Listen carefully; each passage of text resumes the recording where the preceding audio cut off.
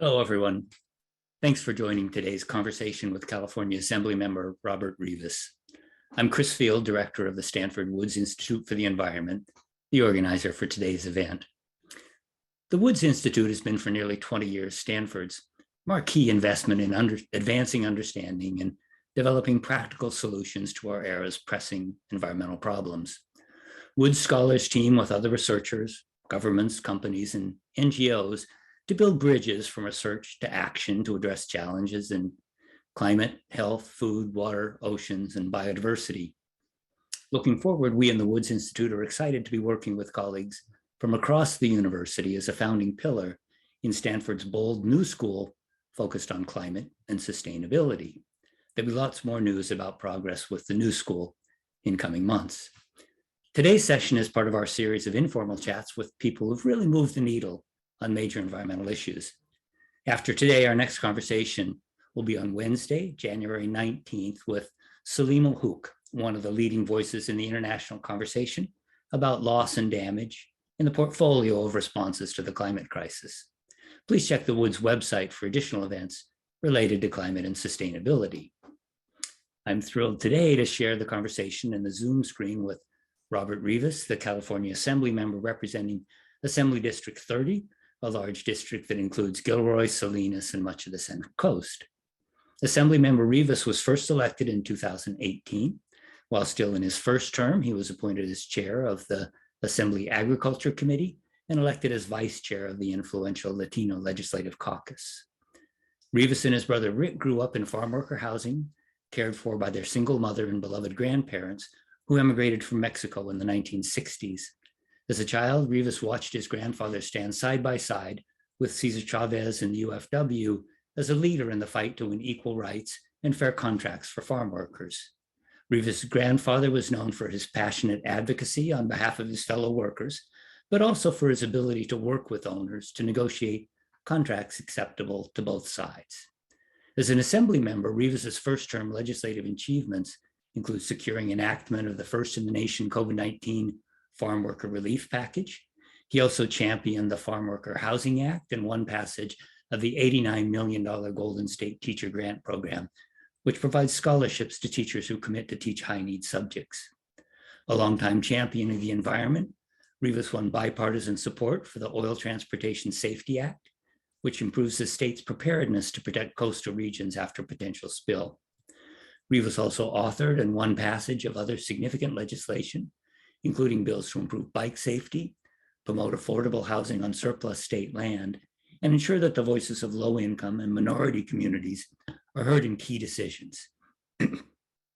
Rivas earned a bachelor's in government from CSU Sacramento and a master's in public administration from San Jose State. He lives in Hollister with his wife and their 4-year-old daughter. The format for today's conversation is that I'll start with a few questions. After about 20 minutes, we'll get to the good part, questions from all of you in the audience. To get a question in the queue, type it at any time into the Q&A box using the Q&A button, which is at the bottom of your screen. We'll get to as many questions as we can. After the conversation, we'll work together with Assemblymember Rivas to draft answers to unanswered questions and post them on the Woods website. Assemblymember Rivas, we're just a few days past the end of the 26th Conference of the Parties of the UN Framework Convention on Climate Change. What's your sense of what that meeting accomplished, and more broadly, how we in California and the US and the world are doing on climate change? Sure. And, I should say, Chris, I really appreciate the opportunity to join you. And, I always enjoy having the opportunity to talk on an issue that's so important to myself and to my family and to so many that I represent in the Salinas Valley, which is climate change. And I, unfortunately didn't have the opportunity to attend COP26. I did have the opportunity to attend COP25, and it was one of the, the most unique and educational experiences I have ever had, and really led to a greater understanding for me on the importance and the role that agriculture, that natural working lands can play in meeting our climate change goals. And it was that experience that I brought back to me to the legislature, the motivation to focus on that issue from an agricultural and a rural perspective. But my sense in the conversations I've had with my colleagues that did have the opportunity to attend, from what I was able to read about the conference, is that, my sense is that there was a lot that was accomplished at COP 26. Even though there's still such a long way to go. Here in California, we're considered a climate leader, but we have a long way to go to meet those commitments that we have set, ambitious climate goals. There's a lot of work that we have yet to do as a state and as a nation. But that's the nature of these things. It's exciting that world leaders will meet again next year on climate. This is such a critical issue. Climate change is an existential threat to our planet, and certainly to so many here in California.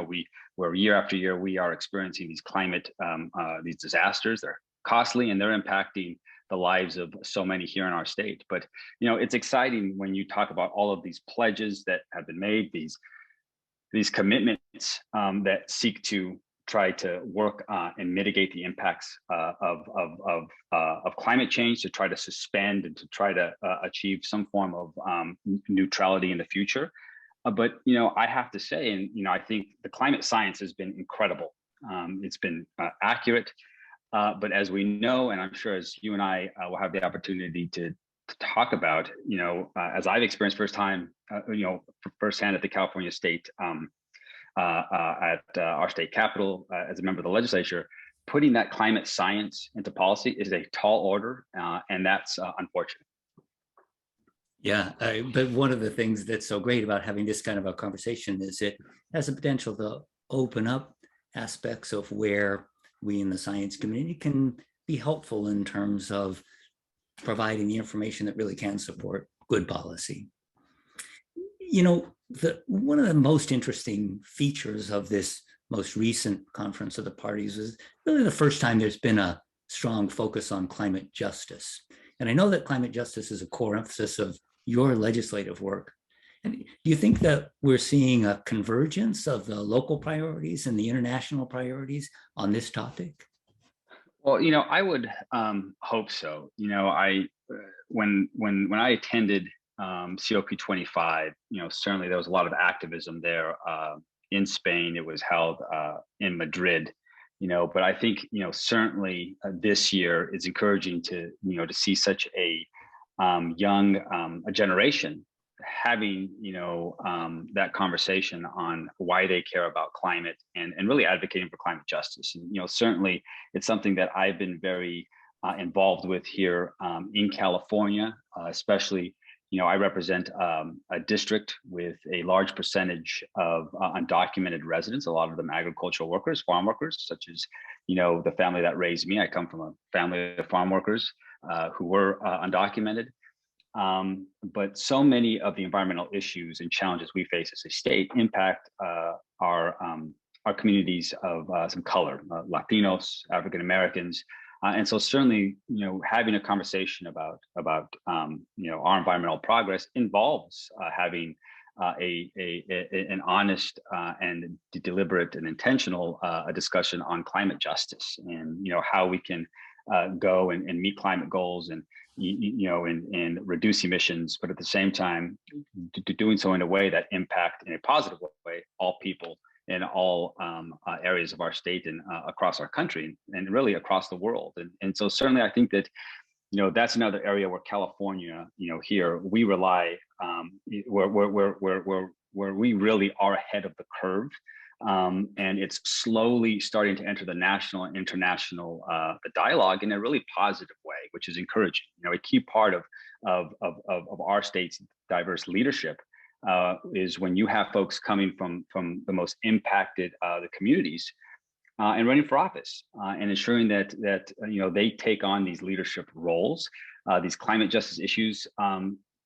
That's when they come to the forefront of these discussions. If you would have asked me as a child, having grown up in farm worker housing, having lived in poverty, if I would ever serve in the state legislature, I would have not thought it possible. And neither did my grandfather. He was shocked right before he died.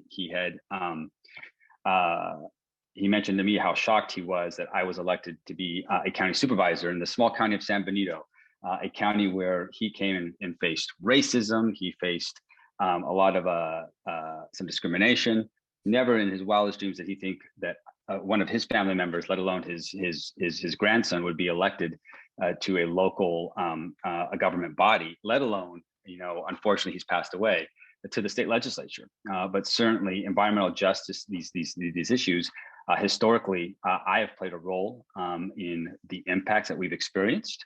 And so certainly with that experience, understanding how these issues have only grown in significance, it's important to me. It's something that I've experienced. And so certainly it's something that I have prioritized as a legislator in Sacramento. And so certainly I'm happy to do so and work with some incredible people that are doing the same. And I hope that as we continue our work together, that we'll make some really good progress on not only advocating for some of these issues, but certainly ensuring that we offer some solutions to make sure that we eradicate them and improve the situation for so many people. I would love to swing back to the topic of making sure that there are diverse voices in leadership positions, and you're an inspirational example of that. I'd like to talk just a little more about California in the climate context first. And I wonder how you think about California's role as a leader in climate, and especially California's success with decreasing greenhouse gas emissions at the same time it's growing its economy as an example for the rest of the world. And what more can we be doing in California in order to help people understand the secret to unlocking that kind of success? Mm-hmm. Yeah, I think that's it's a great question, and that we certainly have created the political space for others to do the same. We really are a model, but certainly I think that even though we have been very proactive in demonstrating our commitment to climate change and to our environment and certainly and protecting the incredible natural resources we have in this state, we still can do a lot more. When we talk about pledging to reduce emissions, when we take action in making commitments as a state to transition away from fossil fuels, it's great in making these commitments and pledges, but there's certainly a commitment to follow through on those efforts.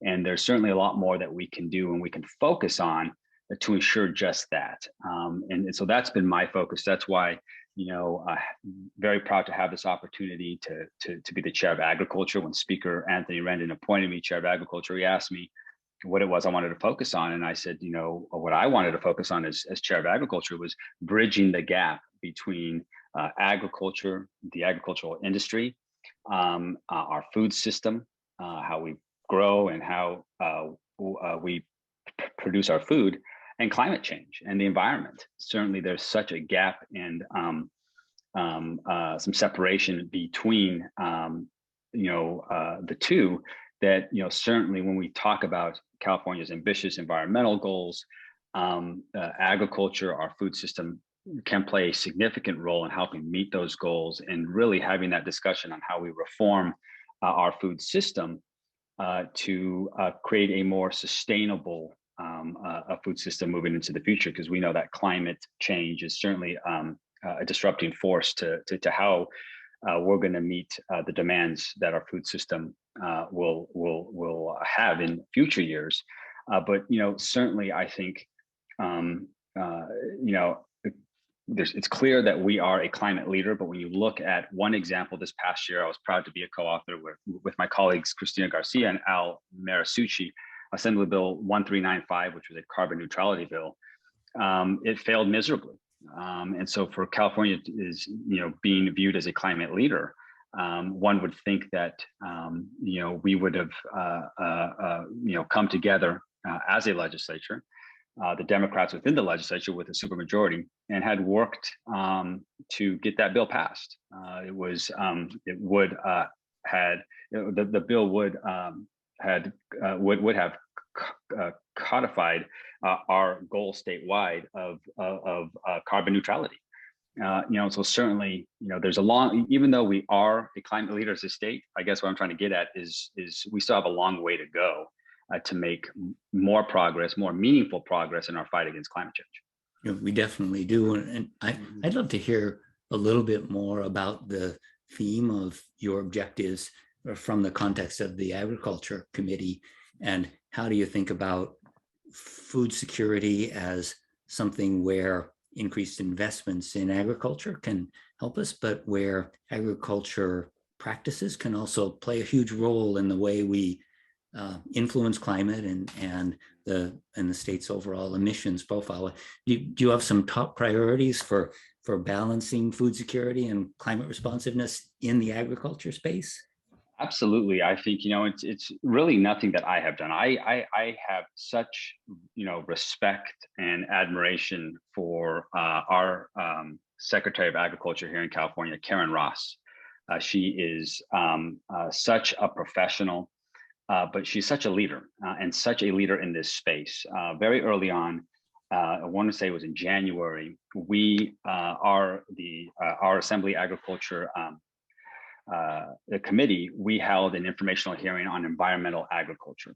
And so Secretary Ross opened up the hearing by talking about California's really first in the nation, just a substantial leader above any other state when it comes to offering environmental farming programs.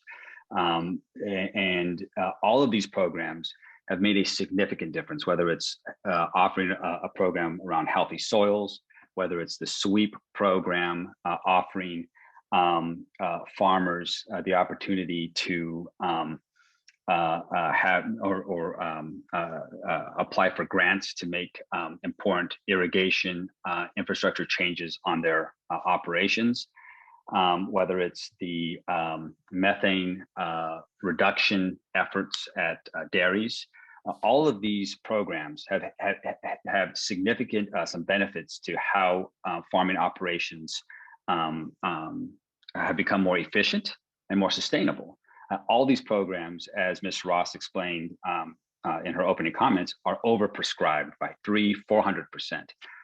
And I say that because these programs have had such a substantial impact, a positive impact on our agricultural operators here in California, but they have had such a positive impact on our environment, and have really incentivized and made possible these transitions to climate-friendly agriculture. This year, when we received a historic budget reserve, myself, my staff, we worked incredibly hard to ensure that investments were made in this space this year, and they were. I applaud Governor Newsom and his administration for prioritizing these issues. And so now a historic amount of money is being invested in this environmental agriculture space. But it really is a roadmap for so many other states across the country.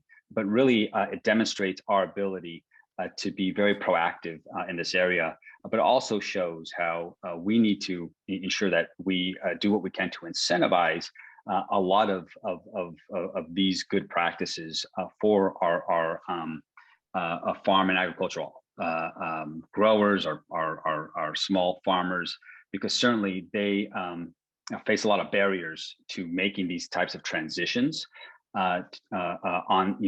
within their operations. You mentioned that the Carbon Neutrality Act didn't get a ton of support, and that was a real disappointment. But you've had a number of major legislative successes in the short career in the legislature. And I wonder if you could tell us a little bit about your philosophy of how you build an effective coalition around legislation, especially related to these environmental issues, which, as you've explained so well, are really, really popular with the people who are actually implementing them in real life on the farms on the ground. Sure. Well, I have to say it's not easy. I have an incredible staff. Certainly we've had so much success legislatively in my 3 years in Sacramento. In passing a landmark farm worker housing bill, whether it was a first in the nation COVID-19 relief bill for agricultural workers, for farm workers. This year we worked on a wildfire smoke a protection bill to ensure appropriate some PPE for farm agriculture workers.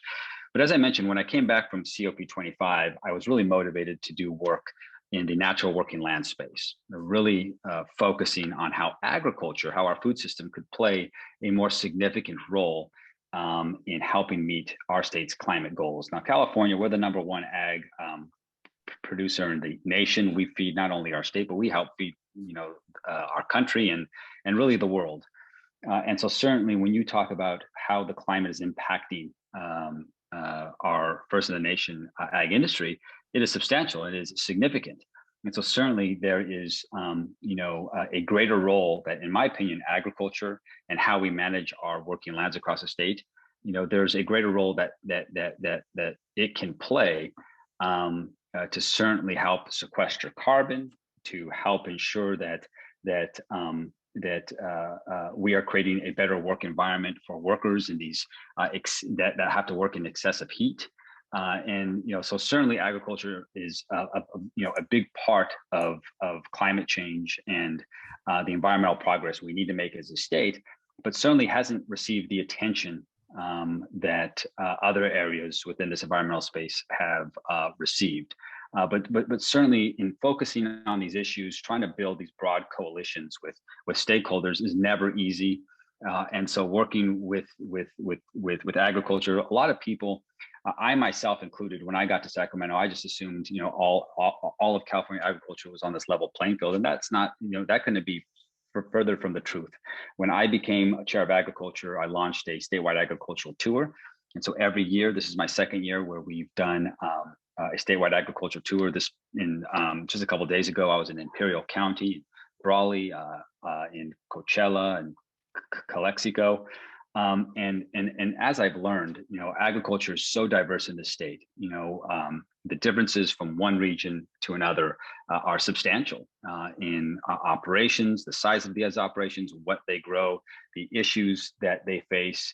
Certainly are very different from region to region. One region could be impacted by drought. One region could be impacted by wildfire. One region could be impacted by an invasive pest that is only specific to that region.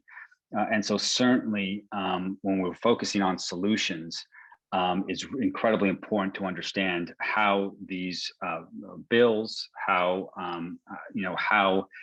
focusing on some solutions is going to be different across the state. And so we've worked really, really hard to identify some priority areas in all regions of this state to do the best work we can to address real problems. But certainly when it comes to the conversation that we're trying to drive, when we could talk about regenerative agriculture, we could talk about environmental farming. It's not an easy conversation to have, because this is an industry that certainly, like many others, they don't like change. And so certainly when you've been managing lands, when you've been growing a commodity for some decades and for some generations, and you're asked to change, or a new regulation is coming up that is certainly going to impose a change on what they do, it creates a lot of resistance and anger. But certainly, I'm always willing to work with anyone and everyone, and have proven that we can do just that. But certainly, it has not been easy. It does require a lot of work and commitment and a lot of miles traveled. But certainly, when we talk about the future of California agriculture, the future of this state to remain the #1 ag, the producer, to keep our food supply chains moving, to keep people fed, it's the type of work we need to do to steer agriculture, to steer our natural working lands, our debate on a path towards sustainability and resiliency. And I'm happy to do that work. Maybe we could talk a little more about this issue of the diversity of California agriculture and the way that local stakeholders play an important role in developing solutions. You mentioned that when you were a county supervisor in San Benito County, you were really focused on climate change. And can you help us understand the kind of the space that's available for local players at the county supervisor level, at the state assembly? I think we tend to think about climate change as being addressed in the halls of Congress or in the assembly in Sacramento, but you've really pointed out that climate change is a different set of problems for people in every region of the country, and certainly in every region of the state. How do you, as a county supervisor, help contribute to solutions? And then as a state assembly member, how do you help county supervisors around the state figure out what's going to work best for them? Sure. Well, one job I had prior to my time in the legislature is I taught at a local junior college. I taught Intro to American Government, state and local government. And I would always impress upon my students is, we all know who the president was, or in some cases who the governor is, but very, often we don't know who our council member is, or who our local supervisor is, or our school board member. And it's those elected officials who really have the most influence and impact on all of us. Local government is the most influential form of government. And just prior to the pandemic, my office held an environmental town hall. It was a district-wide town hall. We had all these panels. And the focus of our town hall was to really encourage local elected officials, local communities to get involved, to local residents to get involved in their communities when it came to putting pressure on local governments, whether it was city councils, boards of supervisors within our own district, to focus in on creating climate action plans, local climate action plans. Because as we know, California is so big, it's so diverse, as I mentioned in my example of California agriculture. But a lot of the mitigations that need to occur at the local level when it comes to climate some mitigations. They're very location specific, and a lot of effort, especially in Sacramento, especially at the federal and state level, a lot of emphasis and effort is put into mitigations. How are we going to, draw down carbon? How are we going to, get to net zero? But it's great that we're hearing more and more conversation around adaptation, about our need to have a policy, a foundation in place that is going to work to start to plan for a different future due to the changes we're experiencing in climate, whether it's investments we need to make in infrastructure, whether it's programs to anticipate the climates we're going to live in to protect the people who are going to be impacted the most, and especially focusing on our most vulnerable. But as we know, all of these adaptation are, especially for a state for our size, are location specific. They're going to be different in San Diego. They're going to be different in the Central Valley. They're going to be different here on the Central Coast where I live.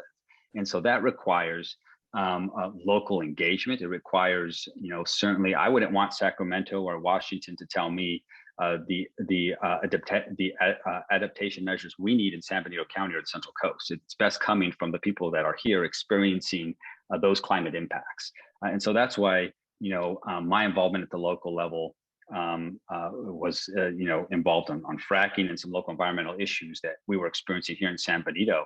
But it really opened the doors for me in helping understand how important the environment is in our daily lives, and in how myself even then as a local policymaker, how I had the opportunity to make a difference and to be a voice.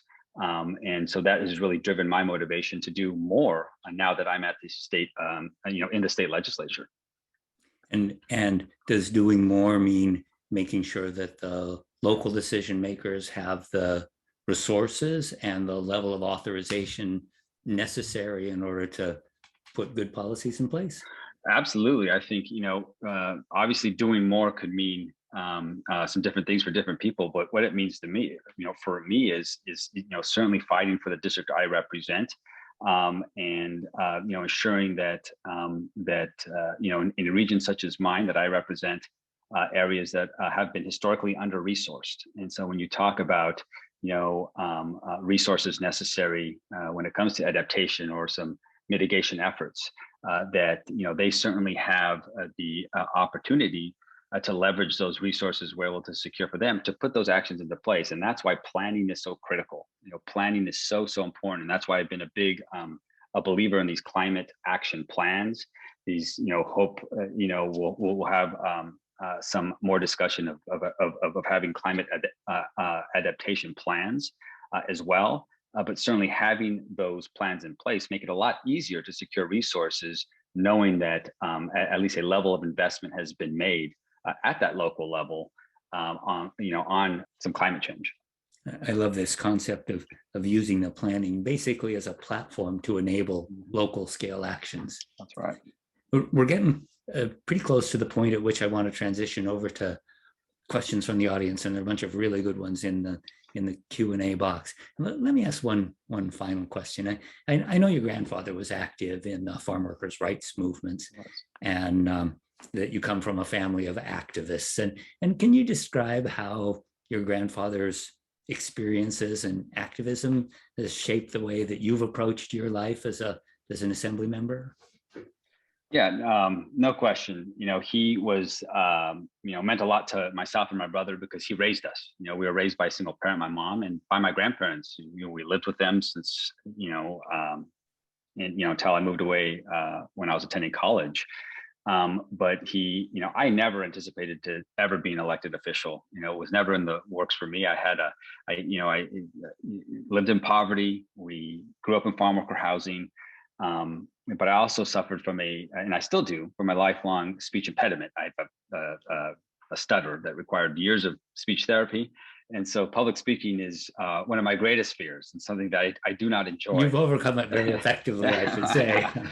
Yeah. And so, so being an elected official never was, something I had aspired to do, but here I am. And now have to speak almost daily, at events and whatnot. But I think my grandfather was the hardest worker I had ever I've ever known. He was a field worker his entire life, and he worked so hard, and would often tell his story that about why he immigrated to California. This was the land of opportunity. He believed in a state and a country where one could come and work hard and provide a better life for their family, not only for themselves but for their family. And so he would always tell myself and my brother that growing up we didn't have much, but we certainly we deserved opportunity, and everyone they deserve respect. And so I have always tried to carry those ideals with me as a member of the California State Assembly, to always put things and keep things into perspective. And because I saw personally the difference that my grandfather was able to make, with his coworkers, helping to organize them. He worked side by side with Dolores Huerta, who's a close friend. Ironically, I was just with her this past weekend. And the champion she is at 91 was talking about the interaction she had with my grandfather, because ironically she was here in the district, but she also talked about the need to do more when it comes to climate change. And she's such a champion and such a fierce fighter and advocate for all that is right, and all that we need to do, as I say, in so many different areas of policy. But certainly, having watched my grandfather make that difference, I believe that all of us have the opportunity to make a difference. And I certainly want there to be a better future for my own daughter, and for all the children who have been born into this crisis that we now experience, and that we are experiencing before our eyes. The impacts that we're experiencing due to climate change and these disasters that are occurring month after month. And so certainly, I think obviously a big part of my job is standing up for those vulnerable people, for the people at the bottom rung of our society, and not just farm workers. There are very many of them here in California and in the district I represent, but everyone that is doing tough jobs and fighting to keep their families fed, to create more opportunity for the next for our next generation. I love the picture of multi-generational approaches to addressing climate change. And we tend to think about now it's the opportunity of the young people, the Greta Thunberg generation, but the Dolores Huertas are really important as well. Absolutely. Let me turn now to some of the great questions from audience members. This one was submitted by Lynn Morgan. What can the average citizen or climate organization do to help you pass the climate legislation that you've been describing? Well, they can do a lot. The best part of my job is having the opportunity to work with so many different people. Not only my colleagues, but advocates and some community organizations, people that come from different backgrounds, that come from different life experiences, that come from different some professional experiences, and really trying to build these coalitions along the way. Yes, I've had the opportunity to work with people on one issue. In my very first year in the legislature, we worked really hard to put in place this non-floating oil regulations here in our state.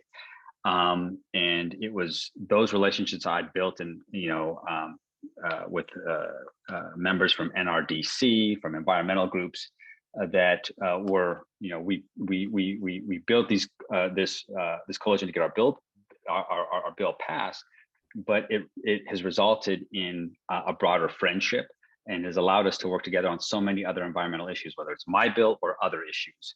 And so there's so much that you can do. And what I often tell people is, in my experience in the legislature, is there's such a lack of understanding and focus on what we do in the legislature, that there certainly is so much opportunity for more and more people to get involved in the work we do and the decisions we make. I have the opportunity to vote on bills that impact 40 million people in the state. And when you talk about the priority of issues, certainly as a state, as we talked about, California is a climate leader, but there's more that we must do and there's more that we can do. And the only way we will make more progress and do more is if more people are involved and quite frankly are loud and work to elevate the importance of addressing this incredible crisis we are faced with. And so certainly there's always opportunities to get involved, whether it's having the communication with legislators, with their staffs, with so many different environmental organizations in this state. One of my favorite is CLCV. I think that they have a new name, but it's the California League of Conservation Voters. They are, so the Sierra Club. There's so many different environmental organizations, local environmental organizations. I just encourage you to get involved. If there's anything I can do to help, I'd be happy to.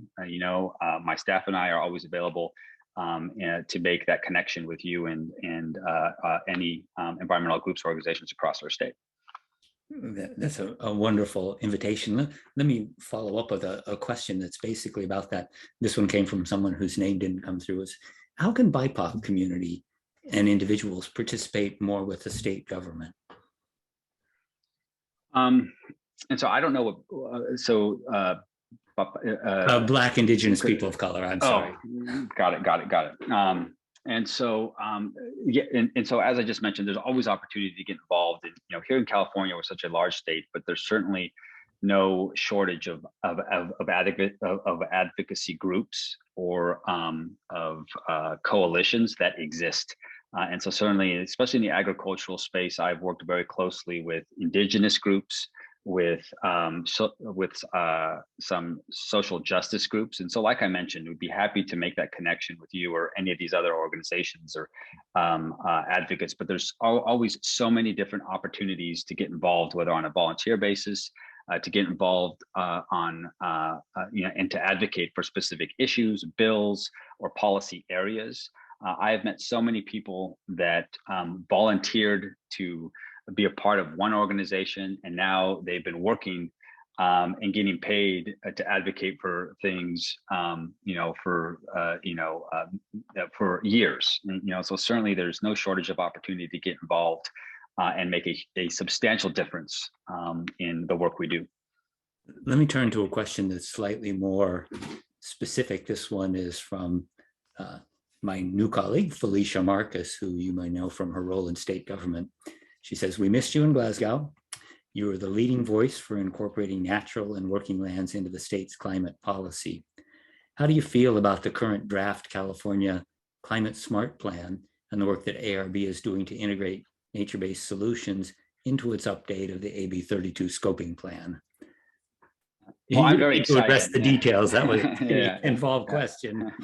No, I'm very excited at the work ARB is doing, and we worked very hard the last couple of years.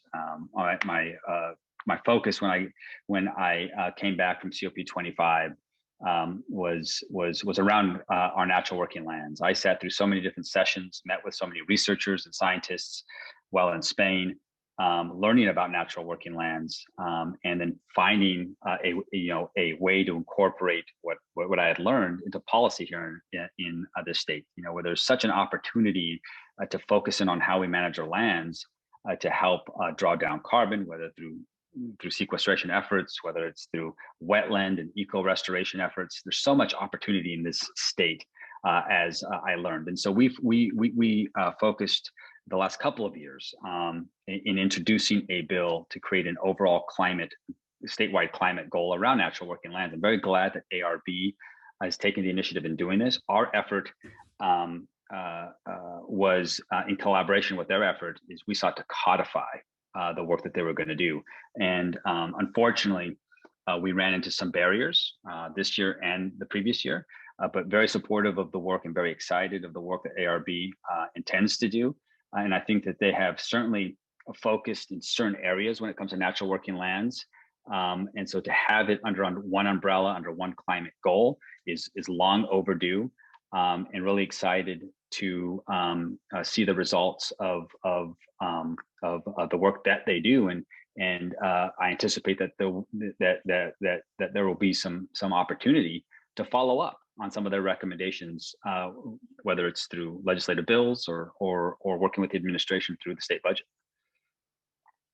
Let me turn to a question now. This one's from another colleague, David Lobel, who's asking about the information for making decisions about agriculture.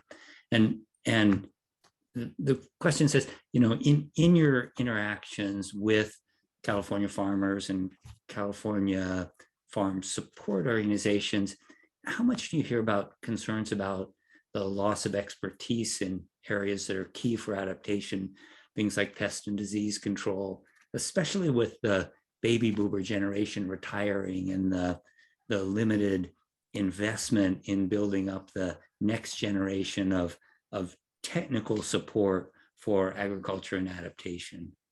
That's a great question, and I think it is a big problem.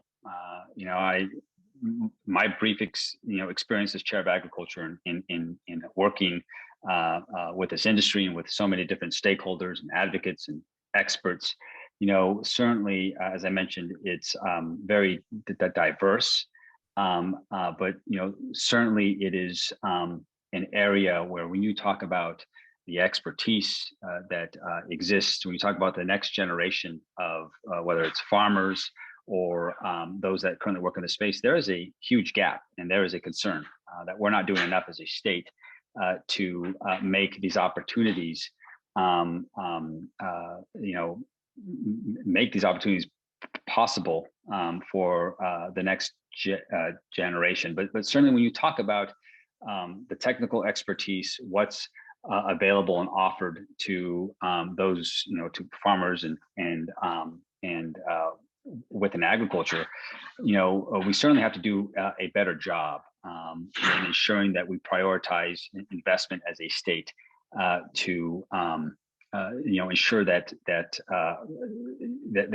assistance is made available. I know that the governor and the administration, we work closely with them to ensure resources were made available through the UC A&R program. Something that was, it's a program, it's the type of technical assistance that is heavily utilized by our indigenous farmers, by small and medium-sized operations. And those are the types of operations that certainly are doing the environmental farming and making those transitions and utilizing a lot of these environmental programs that are offered by the state of California. But even though they, they are the ones that benefit most from it, they face the greatest barriers in accessing those programs and dollars. And so that's where the technical assistance, the component comes into play, because it certainly has been a bridge for a lot of them, but certainly the program, certainly could be expanded, and more resources could certainly be a huge benefit to those farmers that need the help the most.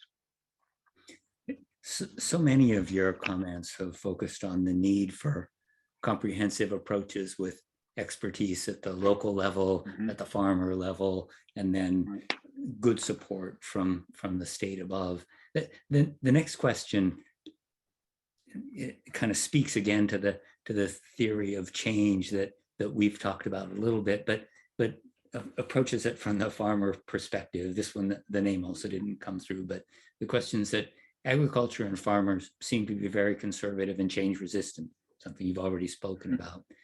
Are there specific programs for messaging that you feel have been effective in getting them on board for climate adaptation? Or is this really just a question that things will move slowly as a consequence of the cultural and historical norms? Yeah, it's a very good question, and I tend to think that certainly that change certainly moves slow, but it really depends on the agriculture, the agricultural operation, the size of the operation, what it is they grow, and as I mentioned, when I was elected to the legislature, having come from an ag region, I understand the Salinas Valley. It's where I've lived my entire life, the Pajaro Valley. But agriculture across the state is very different. Every region is different. The politics are different in every region, and how they approach these programs and these discussions of environmental farming, of regenerative agriculture, of climate change. It differs, and so certainly the willingness for people or for agricultural operators and growers to participate in some of these programs, or to even engage in conversation, or to be a part of these discussions, can be challenging at times.